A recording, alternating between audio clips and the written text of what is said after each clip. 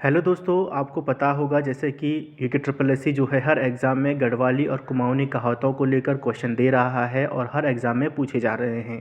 तो उसी को देखते हुए आपके पास क्वेश्चन है कि सही समय पर न किए गए कार्य के लिए सही गढ़वाली कहावत कौन सी है।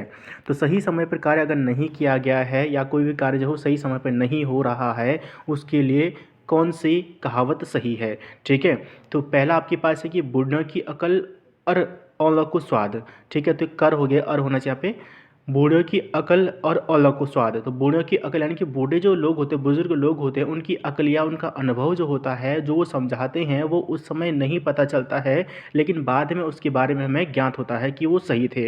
या जिस प्रकार बूढ़ों की अकल वैसी है जैसे कि औलों को स्वाद। औला मतलब हो गया आंवला।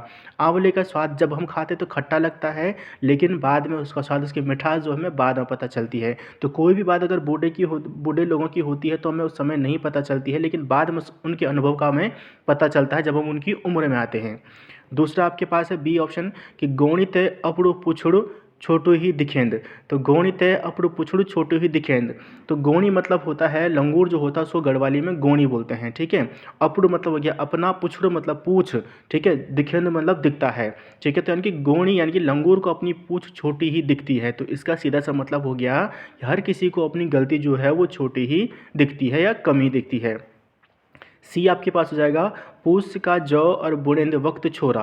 पूस यानी कि जनवरी के माह में, यानी कि जो जनवरी माह होता है, यानी कि 15 दिसंबर से और 15 जनवरी तक जो माह होता है गढ़वाल में, वो पूस का महीना उसको बोला जाता है, जो सबसे कड़ाके की ठंड उसमें होती है। ठीक है, तो पूस का महीना और जौ का जौ यानी कि जौ जौ जो बोए जाते हैं, और बुढ़ेंद यानी कि बुढ़ापे के वक्त का छोरा मतलब होता है बच्चा। ठीक है, या लड़का लड़की कुछ भी हो सकता है, या छोरा जो भी होता है। ठीक है, बच्चा होता है।